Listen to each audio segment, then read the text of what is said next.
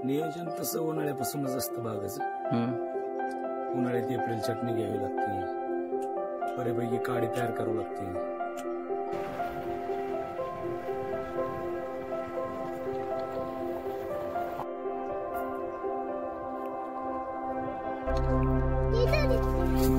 काय पाहिजे? द्राक्ष कच्ची.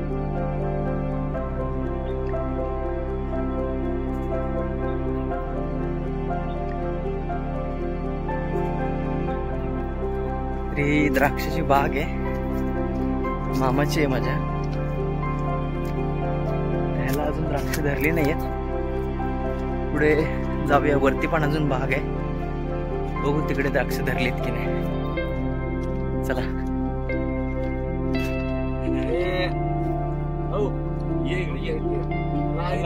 काय खायला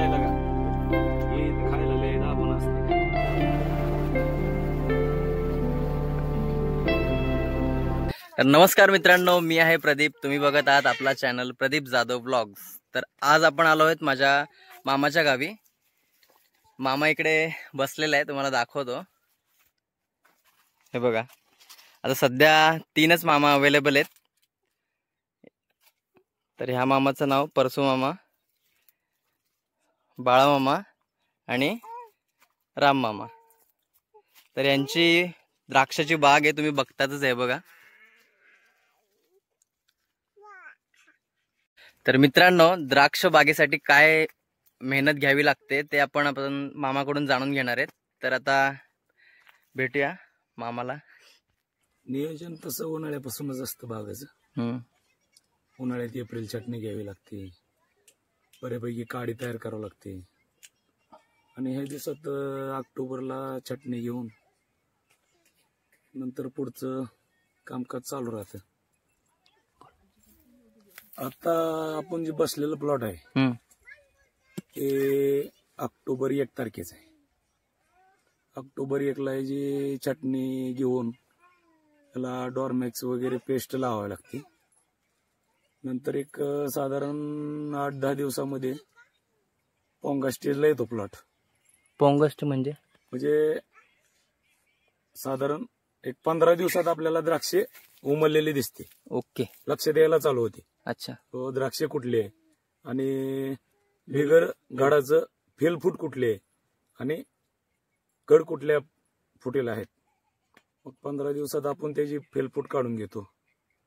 तिथून नंतर साधारण एक 2 इंचाचा साधारण घड होईपर्यंत तिथून मग पुन्हा त्याला स्प्रे देतो जीएचे. म्हणजे फवारणी केली जाते. हा, फवारणी तर काय साधारण पोंगा स्टेज पासून चालूच होती. फवारणीचं पण असं म्हणजे स्टेज असेल ना, काय आठवड्यातून का महिन्यातून असं काय? नाही, त्याचे साधारण दररोजच फवारणी असते. दररोज साधारण एक 50-60 दिवसापर्यंत रेग्युलर फवारणी घ्यावीच लागते. फवारणीच्या पुढे नियोजन कसं असतं तुमचं?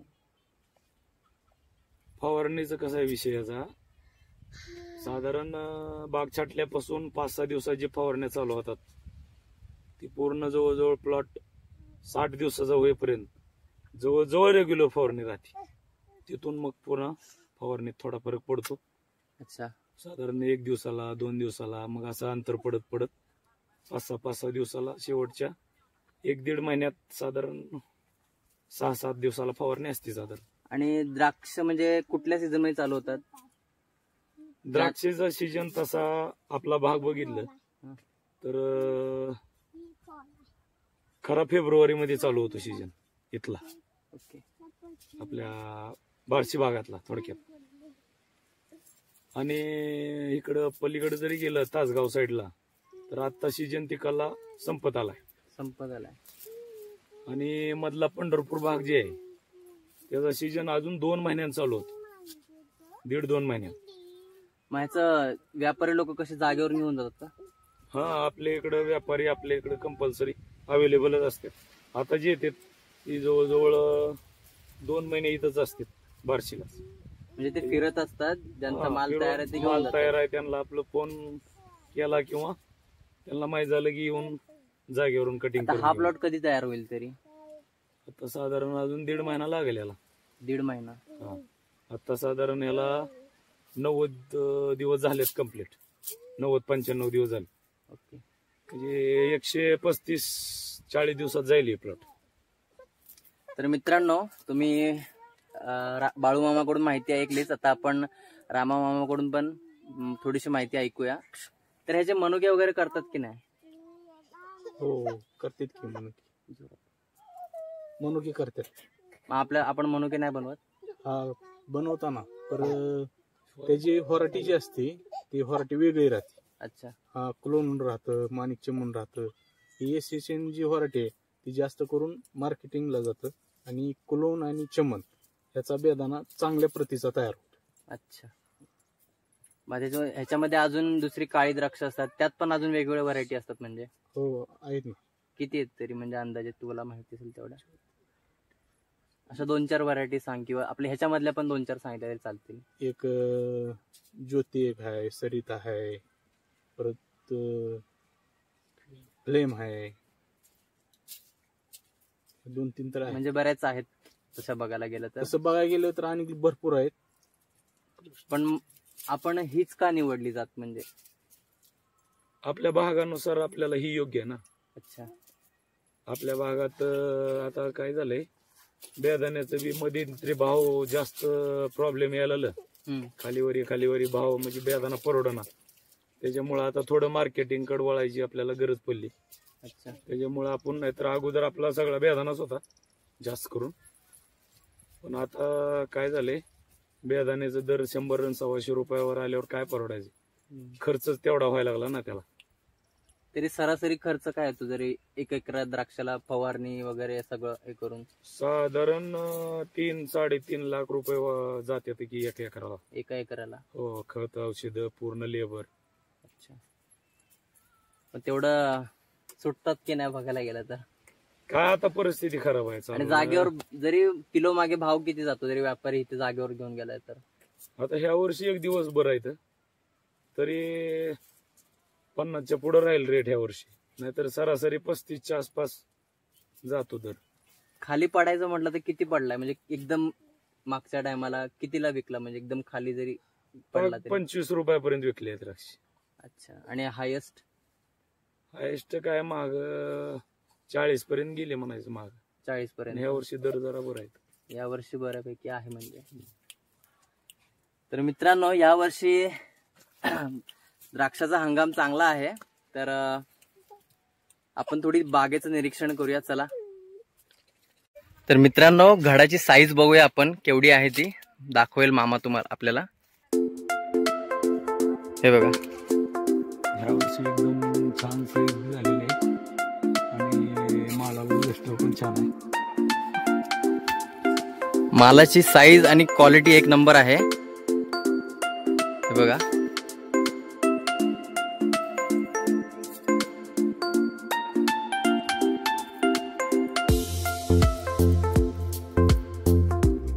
मामा या बागेला आता किती वर्ष झालेत तरी? ह्या बागेला एक 6 वर्ष झाली. 6 वर्ष. आणि हे कितवं पीक आहे तरी म्हणजे किती पीक काढले? हा 6वंच पीक आहे म्हणायचं. 6वं पीक. आणि किती जाती असतात बागेमध्ये तशा बघायला गेलं तर भरपूर जाते, पण ही आपली एसएसएन व्हरायटी म्हणजे ही लांब होते का? पॉइंट येतो. अच्छा. तरी मामा एक घड किती किलोचा असेल? किलो, अर्धा किलो असं? साधारण 800 ग्रॅम पासून 1 किलोच्या आसपास आहे बंच. म्हणजे साईज बऱ्यापैकी मोठी आहे. आणि क्वालिटी तर विचारूच नका. फक्त अजून 15 दिवस म्हणजे 1.5 महिना थांबलं की क्वालिटी एक नंबर आहे. 100%. व्यापारी लोक जागेवरच येऊन घेऊन जातात. 100% किपिंग क्वालिटी नंबर 1 आहे मालाची. किपिंग क्वालिटी म्हणजे ठेवण क्षमता. अच्छा, टिकवण क्षमता. मार्केटला चालतो माल. टिकवण क्षमता. ओके. तरी मामा एका एकरीमध्ये किती उत्पन्न निघतं? तरी साधारण चांगलं ॲव्हरेज निघलं तर 18-20 टनापर्यंत जात. 18-20 टन. म्हणजे खूप शेती म्हणायला गेलं हो, आणि त्या पटीत सांभाळावं म्हणजे त्याला खायला पण त्याच पटीत द्यावं शेती लागतं. करणं म्हणजे खाऊ नाहीये, नाही नाही खाऊ बिलकुल नाहीये. आणि त्यातल्या त्यात द्राक्षाची शेती करणं खूप म्हणजे जपावं लागतं बागेला, कारण की लहान मुलात. फवारणी, कीटकनाशक प्लस आपल्याला बाकीचे म्हणजे पाखरांपासून पण त्याचं संरक्षण करावं लागतं. आता मी मामा इकडून खाली येत होतो तर जाळी मारलेली, त्याचं काय म्हणजे कळलं नाही. नाही ती काय होतं माहितीये का, आता पाखरांचं प्रमाण आता सध्या ह्या वर्षी ज्वारी कमी आहे हा आणि पाखरं एवढा त्रास देते ती खात्यात कमी, हा पण एवढं नुकसान करतात ती. लहान लहान छिद्र पाडतात, मग काय होतं त्याच्यात किड तयार होतात, मग द्राक्ष जास्त खराब होते. ओके, म्हणून ती जाळी मारली हा, त्याच्यावरती. जाळे मारल्यामुळं काय होतं, पक्षी आतमध्ये येत नाही. अच्छा. हम्म. काही काही जण पहिल्याच्या वेळी साड्या पण अशा लावायचे ना साईडने. ते काय होतं, उन्हानं माल कॅनॉपी कमी असते पहिल्या वर्षी, म्हणजे पानाची संख्या. अच्छा. त्याच्यामुळे काय होतं, उन्हाच्या टेम्परेचरनं मण्यावर म्हणजे उन्हाचा परिणाम होऊन उन्हाचा मारा होता हा, त्याच्यावरती. त्याच्यामुळे ती द्राक्षे पुन्हा गोडच लागत नाही, म्हणजे अशी आंबट अच्छा. गंड होती म्हणायचं त्याला थोडक्यात. Okay okay. पण मित्रांनो, ही नॉलेजेबल माहिती मला मामाकडून भेटली आहे. आणि बाकीचं तुम्ही बघतातच आहे, द्राक्षाची बाग किती मस्त झालेली आहे. फक्त आपल्याला या टायमाला खायला भेटणार नाही, कारण की अजून त्याला टाइम आहे. नाही तर तुम्हाला तर मामा फक्त शेतीच करतो का बाकीचं पण काय अजून जोडधंदा वगैरे? नाही ती काय, आता आम्ही गाई बी होत्या अगोदर, म्हशी होत्या. आता थोडं शेती बी लयच एका मुळेवर झालंय उद्योग, त्यामुळे आता आम्ही थोडं शेळी पालनाकडे थोडं वळलोय. शेळी पालनाकडे. लहानसं आपलं केलंय स्ट्रक्चर उभा. ओके. हळूहळू. खाली आहे का? हो. शेळी पालन. तर मामाने शेळी पालन पण चालू केलंय, तर बघूया आपण खाली जाऊन थोड्या वेळाने. तर मामा इथे पाण्याचं नियोजन कसं करतो? आमचं मुळातच दुष्काळी भागच आहे. हा. बार्शी म्हणजे मराठवाड्याचं तोंड. अच्छा.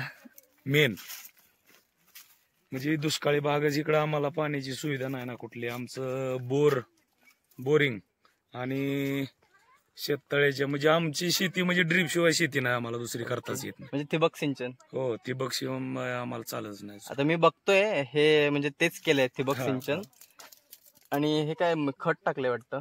हा, हे शेणखत आहे आपलं. शेणखत आहे. आणि मळी आहे आपली ऊसाची. ऊसाची मळी म्हणजे मित्रांनो, ऊसाची मळी म्हणजे आपण रस काढून साखरेसाठी जे जो चोथा उरतो हा, ऊसा म्हणजे हा. त्याला मळी बोलतात आमच्या इकडे.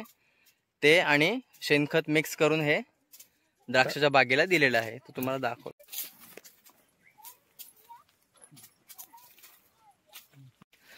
तर मित्रांनो, द्राक्षाच्या बागेला पाणी देण्याचं नियोजन नक्की कसं करतात ते तुम्हाला दाखवतो.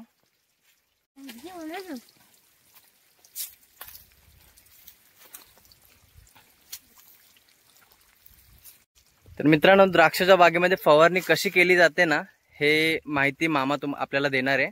तर मित्रांनो, हा आपला आहे ट्रॅक्टर, VST कंपनीचा आहे, 27 HP. तर मित्रांनो, हा स्प्रेअर जो आहे तो मित्रा कंपनीचा आहे. आणि मित्रा कंपनी म्हणजे एकदम चालूला टॉपची कंपनी आहे. ओके. आणि गरीबात लहानात लहान शेतकरी सुद्धा हा स्प्रेअर वापरू शकतो, म्हणजे एकदम क्वालिटी चांगली आहे. आता हा काम कसा करतो, म्हणजे वर्क ह्याचं कसं आहे? ह्याच्यामध्ये हा ब्लोर आहे 200 लिटरचा. 200 लिटरचा. हा, तर ह्याचं एकरी औषध पुरतं एवढं. ओके. 1 एकराला हा ब्लोर 200 लिटर संपतं. ओके, म्हणजे पुरतं. आता तसं मोठं शेतकरी 600 लिटरचा वेगवेगळ्या पद्धतीचं ब्लोर वापरतात, पण आमच्यासारखे मीडियम शेतकऱ्याला हा ब्लोर नंबर 1चा आहे आणि एक नामवंत ब्लोर आहे. ओके. आणि ह्याच्यामुळे द्राक्षाला क्वालिटी नंबर 1 येते. अच्छा. तर मित्रांनो, हा ट्रॅक्टर जो दिसतोय ना, आपल्याला बऱ्यापैकी छोट्या साईजचा ट्रॅक्टर आहे. आणि ह्या द्राक्षाचा म्हणजे हा किती बाय कितीचा आहे? 8 फूट. हा म्हणजे 8 फुटाचा हा मधला गॅप आहे. त्या गॅप मध्ये हा ट्रॅक्टर उभा आहे आणि आरामात चालतो. तो पाठीमागून ना फवारणी करतो, म्हणजे त्याचे स्प्रिंकलर असा स्प्रे, तो जेव्हा चालू होतो तेव्हा तो स्प्रे असे राऊंड मध्ये स्प्रे उडतात. तुम्हाला दाखवतो, चला. तर मित्रांनो हे बघा, हे स्प्रेचे म्हणजे होल्स आहेत, लूप्स, इथून तो स्प्रे फवारला जातो. हा असा राऊंड शेप मध्ये आहे. तर ट्रॅक्टर असा सरळ चालतो आणि तो फवारणी केली आहे अशी राऊंड मध्ये. तर मित्रांनो, आपल्याला घरी गहू खायला लागतो ना. शेतकऱ्यांनी सर्व पिकं घेतली पाहिजे शेतीत. खरंय. त्याच्यासाठी आपल्याला खाण्यासाठी घरी गहू लावलेला आहे. साधारण 1 एकर गहू आहे. हा 1 एकराचा पट्टा आहे, त्याच्यामध्ये गहू लावलेले आहेत. म्हणजे आपल्याला शेतमाल आपल्याला खाण्यासाठी जो आपण यूज करतो. आणि आम्ही याला केमिकल खत वगैरे काही वापरलेलं नाही. केमिकल म्हणजे विदाऊट केमिकल ऑर्गॅनिक शेती बोलतो ना. आम्हाला फक्त शेणखत वापरलेलं आहे.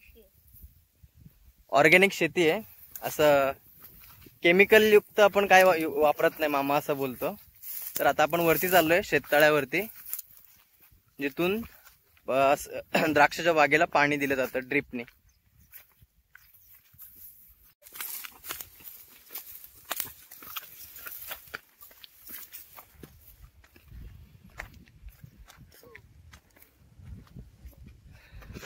हे शेततळ आहे मित्रांनो.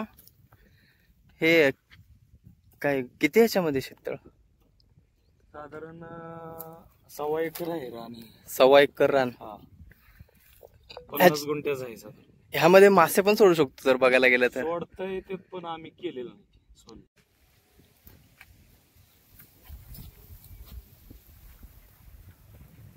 तर मित्रांनो, आपण खालच्या साईडला चाललोय. तर आता या प्लॉटमध्ये पण मामाने शेतीचे लागवड केली आहे. रेड ऍपल त्याला बोलतात. म्हणजे बोराची साईज आहे, एवढी एवढी तरी साईज होते. तर नवीन पीक घेतलंय मामाने, तुम्हाला दाखवतोय बघा. या प्लॉटमध्ये मामाने नवीन पीक घेतलेलं आहे. 300 रोपांची लागवड आहे ही. तर आता हे पीक मामा किती म्हणजे मोठं, कधी मोठं होईल? साधारण पुढल्या वर्षी याला ह्या दिवसात माल राहील थोडाफार, पण ते जेवण चालणार नाही पहिल्या वर्षी. ओके, म्हणजे छाटणी करावी लागते त्याची. हो, छाटणी करू. Okay okay. तर मित्रांनो, हा माल आपल्याला पुढच्या वर्षी म्हणजे 1 वर्षानंतर बघायला भेटेल. तर बघूया, आपल्या नशिबात असेल तर आपण तेव्हा येऊ आणि तो बघूया. चला. तर मित्रांनो, हा एक नवीन अजून एक प्लॉट आहे. त्या प्लॉट मध्ये मामाने खरबूज लावलंय. खरबूजच बोलतात ना, म्हणजे लावायचं नियोजन चालू आहे. साईडला ही नारळाची झाडं दिसत आहेत आणि हे बघा, हे बेड अंतरलेत. आता यांचं कधीतरी चालू होतील. साधारण 8-9 तारखेला लावायचं. आता उद्या येणार आहे. ओके, मग हे आता बेड फक्त आखून घेतले, म्हणजे तयार करून घेतले.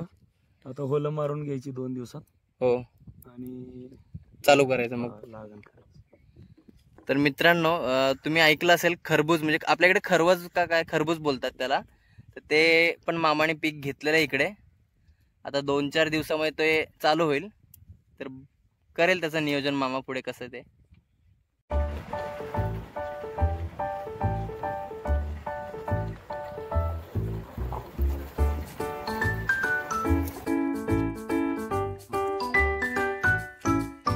हा बघा, हा एक तिसरा मामा आहे. बाहेर गेलता. कुठे गेलता? बार्शीला. आता आला. मगाशी रडत होता.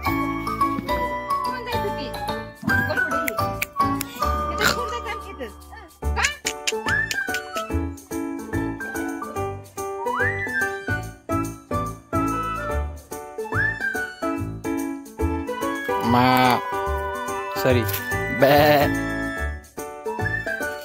ये ये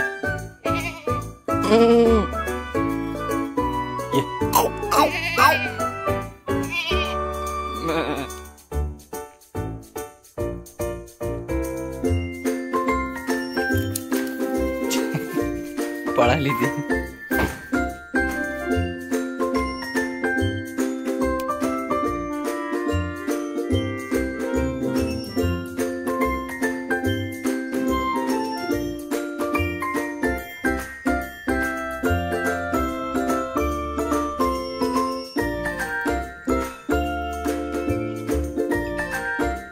मित्रांनो, द्राक्षाच्या बागेत फिरून वगैरे खूप मजा आली. गावी आल्यावरती खूप कमी वेळा असं इकडे तिकडे फिरणं होतं. आता मी माझ्या आजीकडे गेलो, म्हणजेच माझ्या मामाच्या गावी, तर खूप मजा आली मला तिकडे. बाकीचं तर तुम्ही सगळं व्हिडिओमध्ये बघितलं.